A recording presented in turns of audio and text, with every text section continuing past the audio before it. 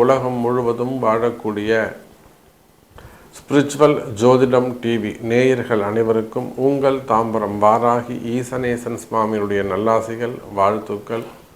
ஜெய் வாராகி, ஜெய் ஜெய் வாராகி. சனியின் ஆட்டம் ஆரம்பம்.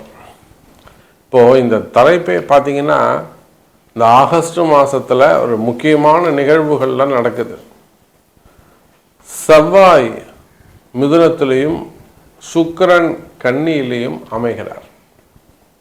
இந்த மாதம் 32 நாள் செவ்வாயும் சுக்கிரனும் புதனுடைய வீட்டில் 2 கேந்திரத்தில், அதே போல் சனி பகவான் வக்ரம், இவங்க 3 பேரும் கேந்திரம் ஏறுகிறார்கள். சனி, செவ்வாய், சுக்கிரன் 3மே அசுப கிரகம். 3 அசுப கிரகம், 3 கேந்திரங்கள் ஏற போறாங்க, ஏறிட்டாங்க. இவங்க 3 பேருடைய ஆட்டம், அதுவும் குறிப்பா செவ்வாய் சனியுடைய ஆட்டம் ஆரம்பம். இந்த செவ்வாய் சனியுடைய ஆட்டம் ஆரம்பிச்சதுன்னா அவங்கள அதாவது இது காளியும் துர்காவும் போருக்கு போனா, யுத்தத்துக்கு போனா எப்படி இருக்கும்? 2மே உக்ர கிரகம். எப்படி நரசிம்ம அவதாரம் எடுத்தப்போ நரசிம்மருடைய உக்ரத்தை அடக்குவதற்கு சிவபெருமான் சர்வேஸ்வரர் அவதாரம் எடுத்தாரோ, அதை போல பாவ கிரகங்கள், அதிலும் உக்ரமான கிரகங்கள், கோபமான கிரகம் செவ்வாய். நிதானமாக இருந்தாலும் எதிர்த்து போரிடக்கூடிய தன்மை உடைய சனி, சூழ்ச்சி, கலகம். இப்போ நிறைய பேருடைய லைஃப்ல பார்த்தீங்கன்னா அந்த கலகங்கள், இவங்க தான் இப்படி சொல்லியிருப்பாங்கன்னே தெரியாது. இவங்க நீங்கள் யாரை அதிகமாக நம்புறீங்களோ, நீங்கள் யாரை அதிகமாக நல்லா இருக்கணும்னு நினைக்கிறீங்களோ. சார் ஒன்றும் இல்லை, ஒரு வீட்டுக்கு ஒரு வியாபாரி வராரு, இவருக்கு பாவப்பட்டவருங்க, ஏழைப்பட்டவருங்க, போய் கடையில் வாங்குறத விட இவர்கிட்ட வாங்கினா இந்த குடும்பம் பிழைக்கும் அப்படின்னு நீங்கள் நல்லது நினச்சி அவருக்கு ஒரு நன்மையை செய்வீங்க. அவர் அப்படியே உங்கள் அக்கா வீட்டுக்கோ தங்கச்சி வீட்டுக்கோ இல்லை சொந்தக்கார வீட்டுக்கோ போகிறான்னு வச்சுக்கோங்களேன், அவங்கள பற்றி அப்படியே ஒரு கலகம் பண்ணிட்டு போயிடுவார். அப்போது அன்பு நேயர்களே, நீங்கள் யாரை அதிகம் பாவம் பார்க்குறீங்களோ, புண்ணியம் பார்க்குறீங்களோ, இறக்கப்படுறீங்களோ, அவங்க தான் உங்களுக்கு அதிகமாக கஷ்டத்தையோ அல்லது கலகத்தையோ ஏற்படுத்துவார்கள். சின்ன சின்ன விஷயங்கள், குடும்பமாகட்டும், ஒரு வண்டி வாகனமாகட்டும், ஒரு சின்ன வண்டி விபத்துக்களாக இருக்கட்டும். அப்போ சனி கலகம், சனி இருட்டு, தினந்தோறும் பொழுது விடிஞ்சா இன்னைக்கு என்ன நடக்கும்னு தெரியாமல் இருக்கு. அப்புறம் போய் ஒரு சாமியை கும்பிட்டு ஒரு பதிகம் பிடிச்சா அப்புறம் இன்னைக்கு அந்த நாள் சரியா வருது. அப்போ ஒவ்வொரு நாளும் மரண பயமா இருக்கு. இன்னைக்கு என்ன நடக்குமோ, இன்னைக்கு எப்படி இருக்குமோ அப்படிங்கிற மாதிரி ஒரு ஃபீல் வருது. இந்த கஷ்டங்கள் எல்லாம் யாருக்கு? இதை தான் சனி செவ்வாயுடைய ஆட்டம்னு சொல்றது. ஒரு மருமகளாக இருந்தாக்கா இந்த மாமனார் மாமியார்ட்ட நல்ல பேர் வாங்குறதுக்கு கூட தலையால் தண்ணி குடிக்கணும். சில இடங்கள்ல மாமியார் தலையால் தண்ணி குடிக்கணும். இதெல்லாம் அவங்க ஜாதக கட்டம் தான் பேசும். குடும்பத்தில் கணவனுக்கு மனைவி அடங்கி போகிறது, மனைவிக்கு கணவன் அடங்கி போகிறது. புரியுதுங்களா? அப்போது ஒரு வேலை செய்கிறீங்க, உங்களுக்கு கீழே வேலை செய்யக்கூடியவங்க உங்களை அதிகாரம் பண்ணுவாங்க. இந்த மாதிரி கஷ்டங்கள்லாம் யாருக்கு? மெயினாக வேலை செய்கிற இடங்களில், தொழில் செய்கிற இடங்களில், அரசு அதிகாரிகளாக இருக்கலாம், வேலை செய்கிற இடங்களில் சூழ்ச்சிகள், கலகங்கள் யாருக்கு? நான் நல்லா ஒழுங்காக வேலை செஞ்சேன், என்ன வேணும்னே இப்படி பண்ணிட்டாங்க சாமி, ஏன்னா வேணும்னே கார்னர் பண்ணி இப்படி பண்ணிட்டாங்க, எனக்கு இப்படி கொண்டு வந்து தள்ளிட்டாங்க, நான் திருப்பவும் அங்கே இருக்கணும் சாமி, ஜெயிக்கணும், நான் எனக்கு வேலை கிடைக்கணும். அப்போ இதெல்லாமே சூழ்ச்சி, எல்லாமே கலகம். சார் இந்த சனியும் செவ்வாயும் சேர்ந்தால் போர், யுத்தம், சண்டை அப்படிலாம் சொன்னோம். தேவையில்லாத வம்பு வழக்குகள், செய்யாத குற்றங்களுக்கான தண்டனைகள் அப்படிலாம் கூட நம்ம சொல்லலாம். ஸோ இதெல்லாம் கம்பைன் பண்ணி கூட்டு சேரும் அசுப கிரகங்கள், கூட்டு சேரும் தீய கிரகங்கள் யார் யாரு? சனி, செவ்வாய், சுக்கிரன். இந்த அசுப கிரகங்களின் ஆட்டம் எப்படி இருக்கும்? என்ன செய்ய போகிறார் குரு? அடக்குவாரா அடங்குவாரா? 12 ராசிக்கும் தனித்தனியாக பார்க்கலாம் வாருங்கள். மேஷ ராசி சார், 7.5 சனி ஒரு பக்கம் நடந்துக்கிட்டு இருக்கு. உங்களுக்கு ஜஸ்ட் 7.5 சனி இப்போ தான் ஸ்டார்ட் ஆகிருக்கு. மேஷராசியை பொறுத்தவரையிலும் ஒரு லாஸ்ட்டு ஒரு 18 மாதமாக, அதாவது ஒரு 1.5 வருஷமாக, 2024 இதே ஆகஸ்ட் மாதத்திலிருந்து ஒரு 1.5 வருஷமாகவே மேஷராசி அன்பர்களுக்கு ஒரு சில படிப்படியாக தடுமாற்றங்கள். அதுக்கு முன்னாடி கொஞ்சம் பெட்டராக இருந்திருக்கலாம், அதுக்கு முன்னாடி கொஞ்சம் நல்லா இருந்திருக்கலாம், இல்லை அதுக்கு முன்னாடி உங்கள் ஜாதக பிரகாரம் வேண்டுமானால் நீங்கள் கஷ்டப்பட்டுருக்கலாம். இல்லை சாமி, நான் ஒரு 8 வருஷமாக கஷ்டப்படுறேன், 10 வருஷமாக கஷ்டப்படுறேன் அப்படின்னு ஒரு ஹிஸ்ட்ரி சொல்கிறீங்கன்னா அது உங்களுடைய சுய கர்மா, நீங்கள் உங்களுடைய சொந்த ஜாதகமாக அதனால் வரக்கூடிய கஷ்டங்களாக இருக்கும், நீங்கள் செய்த பாவகர்மாக்கள். ஆனால் மேஷராசி பெட்டராக இருந்திருக்காங்க, சூப்பராக இருந்திருக்கிறாங்க. எப்போ அவங்களுக்கு இந்த சனி ஆரம்பிச்சதோ 2024 ஆகஸ்ட், 25 24 ஆகஸ்ட். அப்போ அதில் இருந்து தான் பிரச்சனைகள் அவங்களுக்கு ஆரம்பம், ஏற்ற இறக்கங்கள். அப்படியா மேஷராசிக்கு சனியுடைய தாக்கம் இருந்தது. சார், இந்த சனி இருக்காரே சார், இவங்களுக்கு நீங்கள் பிராயச்சித்தம் பரிகாரம் செய்யலைன்னா, ஒரு சில பேர் சொல்கிறாங்க அது அப்படி கிடையவே கிடையாது, இப்படி கிடையவே கிடையாதுன்னு. வழிபாடுகள் கை கொடுக்கும். நான் நிறைய உதாரணங்கள் சொல்லுவேன். மேஷராசியில் ஒரு முக்கியமான ஒரு அரசியல் தலைவர், அவங்களுக்கு கடுமையான ஒரு சூழ்நிலை, வெளியில் வர முடியாத ஒரு சூழ்நிலை, வெளியில் தலகாட்ட முடியாத ஒரு சூழ்நிலை, அவங்களுக்கு மிக கடுமையாக 2 நாள் வச்சு ஒரு சண்டியாகவும் ஒரு வாராகியாகவும் செஞ்சோம். அதன் பிறகு தான் அவங்களுக்கு படிப்படியாக சில விஷயங்கள் நடந்து இன்றைக்கி அவங்க வெளியில் தைரியமாக போராடக்கூடிய தன்மை, எதிர்த்து நிற்கக்கூடிய தன்மை, அந்த தைரியம் அவங்களுக்கு அப்போ தான் வந்தது. காரணம் சனி பகவான். அப்போ உங்களுடைய பிறப்பு ஜாதகம் தான் முக்கியம். அந்த பிறப்பு ஜாதகத்தை கொண்டு உங்களுடைய கம்பெனியாக இருக்கலாம், ஃபேக்ட்ரியாக இருக்கலாம், நிறுவனங்களாக இருக்கலாம், இல்லை நாம் சொன்ன மாதிரி அரசியல் குடும்பங்களாக இருக்கலாம், அரசியல் தலைவர்களாக இருக்கலாம், பிள்ளைகள் பற்றிய கவலைகளாக இருக்கலாம், திருஷ்டிகளாக இருக்கலாம். திருஷ்டி எதனால் சார் ஏற்படுது, கலகம் எதனால் சார் ஏற்படுதுன்னா அதுவும் சனியுடைய காரகத்துவம் தான்.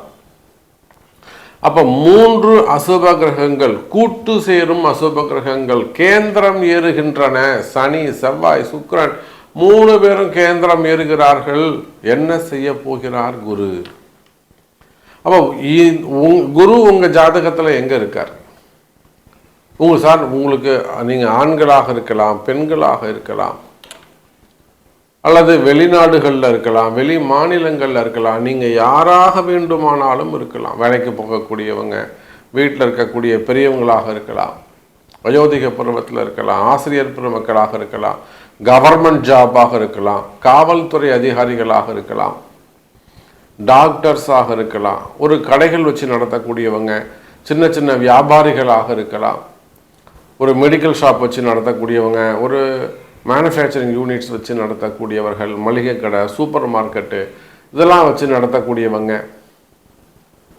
ப்ரொவிஷன் ஸ்டோர்ஸு இதெல்லாம் ஏஜென்சிஸ் வச்சு நடத்த C&F ஏஜென்சி இதெல்லாம் நடத்தக்கூடியவங்க. அப்போ நீங்கள் எந்த தொழில் செய்பவராக இருந்தாலும் சரிதான், பில்டர்ஸாக இருக்கலாம், அல்லது share market, stock market, gold market, silver market, அல்லது ஷோரூம்ஸ் வச்சு நடத்தக்கூடியவங்க, டெக்ஸ்டைல் பிஸ்னஸ் பண்ணக்கூடியவங்க, மில்லுங்க வச்சு நடத்தக்கூடியவர்கள், குறிப்பாக பில்டர்ஸ், கன்ஸ்ட்ரக்ஷன் ஃபீல்டில் இருக்கக்கூடியவர்கள், சிறு கடை வியாபாரிகள், குறிப்பாக அவங்களுக்கு தான் சொல்லணும். ஒரு வெல்டிங் ஷாப்பாக இருக்கலாம், ஒரு டீ கடையாக இருக்கலாம், ஒரு ஹோட்டல் பிஸ்னஸாக இருக்கலாம், புரியுதுங்களா? சின்ன சின்ன கடைகள் வச்சு நடத்தக்கூடியவங்க, வியாபாரிகளாக இருக்கக்கூடியவங்க, ஹோல்சேல் பிஸ்னஸ் பண்ணக்கூடியவங்க, அரிசி கடை வச்சுருக்கக்கூடியவங்க, ரைஸ் மில் வச்சு நடத்தக்கூடியவங்க. அப்போ நீங்கள் யாராக எந்த தொழில் செய்பவராக இருந்தாலும், அதே போல் கவர்மெண்ட் ஜாபாக இருக்கலாம், ப்ரைவேட் ஜாபாக இருக்கலாம், அரசு அதிகாரிகளாக இருக்கலாம், PWD அல்லது பொதுப்பணித்துறையாக இருக்கலாம், நீர்வளத்துறையாக இருக்கலாம், ஃபாரஸ்ட் டிபார்ட்மெண்ட்டாக இருக்கலாம், அப்போ நீங்கள் எந்த துறையை சார்ந்தவர்களாக வேண்டுமானாலும் இருக்கலாம். மேஷ ராசின்னு சொல்லும்போது குரு காப்பாற்ற இருக்கிறார்.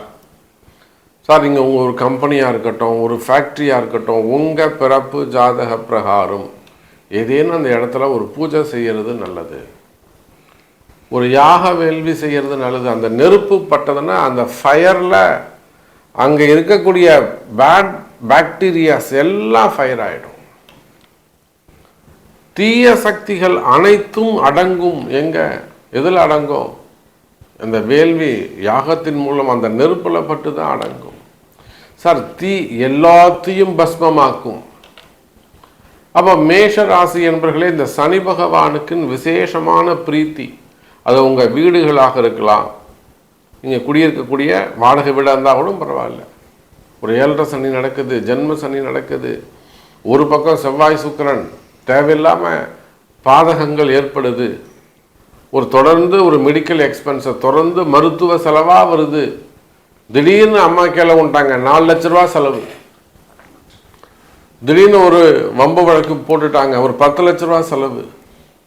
அப்போ இதையெல்லாம் கண்ணுக்கு தெரியாமல் கொண்டு போய் கரைக்கிறத விட கண்ணுக்கு தெரிஞ்சு மனமும் வந்து செய்வீர்களே ஆனால் பரிகாரங்கள், அந்த யாகங்கள்லாம் உங்கள் ஜாதக பிரகாரம் நீங்கள் என்ன செய்யணும்? ஒரு முறை அந்த ஜாதகத்தை பார்த்து அதற்குரிய வழிபாடுகளை, உங்கள் கம்பெனினா உங்கள் கம்பெனி, உங்கள் நிறுவனங்கள்னா உங்கள் நிறுவனங்கள், அதற்கான தருணம். அப்போ மேஷ ராசி அன்பர்களே, இந்த சனி செவ்வாய் சுக்கிரன் இந்த 3 கூட்டு கிரகங்கள் கேந்திரம் ஏறுகிறார்கள். எச்சரிக்கை, கவனம் தேவை. குறிப்பாக கடன் சுமைகள், கடன் பிரச்சனைகள் விஷயத்தில் எச்சரிக்கையாக இருங்கள். கடன் அமையக்கூடிய தருணம், கவலை வேண்டாம். மற்ற எல்லா கேள்விகளுக்கும், உங்களுடைய மற்ற எல்லா கேள்விகளுக்கும் உங்கள் பிறப்பு ஜாதகம் பேசும். சார், ரிஷபராசிக்கு இந்த கூட்டு சேர்க்கை, கிரகத்தினுடைய கூட்டு, செவ்வாய் சுக்கிரன் சனி, ராசிக்கு 2ஆம் இடத்தில் செவ்வாய் இருப்பது சிறப்பு. அதே போல் ராசிக்கு 5ஆம் இடத்துல ராசிநாதன் இருப்பது சிறப்பு. பொதுவாக லக்னாதிபதியோ ராசிநாதனோ 5ஆம் இடத்துல இருந்தாங்க, 4, 5ஆம் இடத்துல இருந்தாங்கன்னா அவங்களுக்கு தேவையான செல்வ செழிப்பு இருக்கும். ரொம்ப கஷ்டப்பட மாட்டாங்க. ஏற்கனவே அவங்க ரொம்ப கஷ்டத்தில் இருந்தால் கூட இந்த கிரக அமைப்பு 4ஆம் இடத்துல 5ஆம் இடத்துல வந்து லக்னாதிபதியோ ராசி அதிபதியோ இருந்தாங்கன்னா ரொம்ப கஷ்டப்பட மாட்டாங்க. ரொம்ப ஈஸியாக அவங்களுக்கு வந்து ஒரு பணத்துடைய சோர்ஸ் கிடைக்கும். அப்படி அந்த லாஜிக்கில் பார்க்கும்போது 2ஆம் இடத்தில் இருக்கக்கூடிய செவ்வாய் 7, 12 கூடிய முழு அசுபராகி ரிஷப லக்னத்திற்கு, ரிஷப ராசிக்கு செவ்வாய் முழு அசுபர், 7, 12 கூடையவன். அவர் வந்து 2ஆம் இடத்துல தனஸ்தானத்தில் உட்காந்துருக்காரு. சனிக்கு கேந்திரம் ஏறுகிறார். சனியும் செவ்வாயும் 4, 10 இருக்காங்க. சனியும் செவ்வாயும் 4, 10 இருக்காங்க. சுக்கிரனை சனி பார்க்குறாரு. இப்போது இந்த சனி செவ்வாய் சுக்கிரன் இவங்க கூட்டு கிரகம், அசுப கிரகம்னு ஏன் சொல்கிறோம் அப்படின்னா, சனிக்கு 7வது பார்வையாக சுக்கிரனை பார்த்துடாரு. அதே போல் சனி செவ்வாய் 4, 10 பார்த்துடுறாங்க ரிவைஸில். அப்போ எப்படி பார்த்தாலும் சனியால் இவங்க 2 பேரும் பாதிக்கப்படுகிறார்கள். அப்போ தனஸ்தானம், பணவரவு, தனவரவு, பண கஷ்டங்கள் இதெல்லாம் இருக்குமேயானால் சரியாகிறதுக்கான வாய்ப்புகள் உண்டு ரிஷபராசி நேயர்கள். குறிப்பாக குடும்பத்தில் இருக்கக்கூடிய கஷ்ட நஷ்டங்கள், ஒரு வம்பு வழக்குகளாக இருக்கலாம், போலீஸ் கேஸாக இருக்கலாம், ஒரு ஜாமீன் சம்பந்தப்பட்டதாக இருக்கலாம். நம்ம ரிஷபராசியில் நிறைய அன்பர்கள் பார்க்குறோம். அரசியல் தலைவர்கள், சினிமா துறையை சார்ந்தவர்கள் எல்லாம் வந்து ஒரு அரசு அதிகாரி, கவர்மெண்ட் ஜாப் பண்ணக்கூடியவங்க, ஒரு நல்ல ரேங்கில் இருக்கக்கூடியவங்க, இவங்களெல்லாம் ஒரு என்கொயரி வருவது, ஒரு ரைடு வருவது, அல்லது ஒரு மெயினாக ஒரு என்கொயரி, வம்பு வழக்குகள், போலீஸ் கேஸு அல்லது சிறு சிறு விபத்துக்கள் ஏற்படுவது, மெயினாக ஜாப் ரிலேட்டடாக பேர் புகழுக்கு களங்கம் ஏற்படுவது, பேர் புகழுக்கு கஷ்ட நஷ்டங்கள் ஏற்படுவது. அப்போ இந்த மாதிரியெல்லாம் பிரச்சனைகள் இருக்குமே. ஆனால் அதெல்லாம் இந்த செவ்வாய் சுக்கிரனால் அடிபட்டு போகும், சரியாகிவிடும்.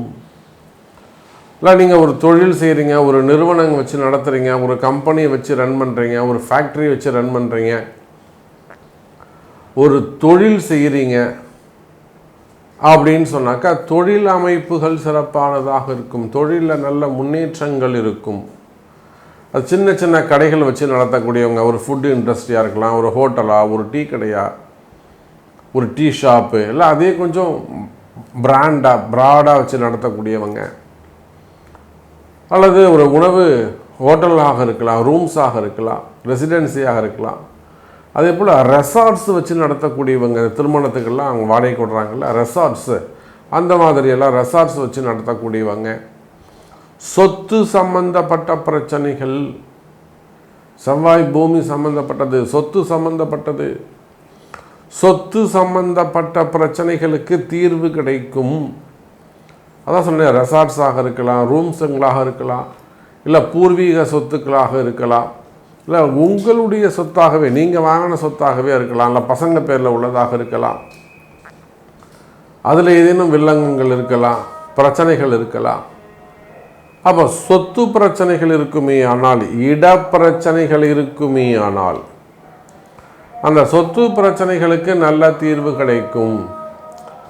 அதே போல் மெயினாக கோர்ட்டு கேஸு, வம்பு வழக்குகள், பேப்பரில் வரக்கூடிய ப்ராப்ளம்,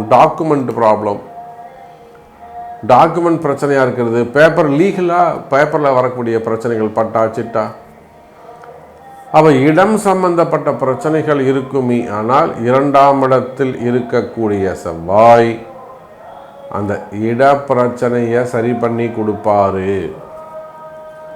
இடதோஷங்கள் மெயினாக ஒரு பூமி பேசும், அவ்வளோ சீக்கிரம் அந்த இடம் உங்களை விட்டு போகாது. இப்போ நீங்கள் விற்கணும்னு நினைக்கலாம், அந்த இடம் உங்களை விட்டு போகாது.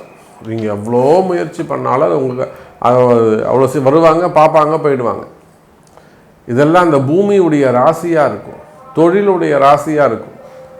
ஒரு சில இடங்களில் வேலையெல்லாம் பார்த்தீங்கன்னாக்கா அவ்வளோ சீக்கிரம் உங்களை விட்டு அந்த வேலையை விட்டு உங்களை அனுப்ப முடியாது. அப்போ வேலையாக இருக்கலாம், தொழிலாக இருக்கலாம், பிஸ்னஸாக இருக்கலாம், இதெல்லாம் நிலையான யோகம்னு பேர். அப்போ இதெல்லாம் உங்களுக்கு நிலையான துன்பம் இருக்கா, நிலையான கஷ்டம் இருக்கா? கஷ்டம் இருக்குது சாமி, திருஷ்டி இருக்குது, மெயினாக கஷ்ட நஷ்டங்கள் இருக்குது, திருஷ்டி இருக்குது, கலகங்கள் ஏற்படுகிறது. இதுதான் சனியுடைய வேலை. குடும்பத்தில் அல்லது கணவன் மனைவிக்குள்ள, காதலர்களுக்குள்ள கலகங்கள் ஏற்படுமே. ஆனால் யாரோ ஏதோ சொல்லிட்டாங்க சாமி, அதனால தான் அவர் அப்படி இருக்காரு. ஏதோ அவங்க அவங்க அம்மா சொல்லி கொடுத்துட்டாங்க, அவங்க அக்கா சொல்லி கொடுத்துட்டாங்க, இல்லை அவங்க அம்மா தான் மெயின். அப்போ அந்த கலகங்கள் இருக்குமே. ஆனால் அந்த கலகங்கள்லாம் கூட விலகும். இப்போ இதுக்கெல்லாம் என்ன பண்ணணும்? உங்கள் பிறப்பு ஜாதகம் முக்கியம். ஒரு தொழில் நல்லா இல்லாமல் இருக்குது, ஒரு கம்பெனி, ஒரு பிஸ்னஸ் நல்லா இல்லாமல் இருக்குது, இல்லை ஒரு வேலை நல்லா இல்லாமல் இருக்குது, சிறப்பாக வேலை போகலை, இல்லை ஒரு விவசாய பூமி விளைச்சல் நல்லா இல்லை, அங்கே ஏதோ பிரச்சனைகள் இருக்குது, பரிகாரங்கள் கை கொடுக்கும், இடதோஷ நிவர்த்தி கை கொடுக்கும். அப்போ இதுக்கு மேலே இன்னும் அக்யூரேட்டாக நம்ம சொல்லணும்னா உங்களுடைய பிறப்பு ஜாதகம் பேசும். ரிஷபராசி நேயர்கள். மிதுன ராசி, ராசியில் இருக்கக்கூடிய செவ்வாய். மிதுன ராசிக்கு இந்த செவ்வாய் எப்படிங்க? 6-11 இந்த செவ்வாய் தான் உங்களுக்கு 6ஆம் அதிபதியாக வராரு. அதோட கூட லாபஸ்தான அதிபதி, பாதி சுபராகவும் பாதி அசுபராகவும் வரக்கூடியார். 50-50.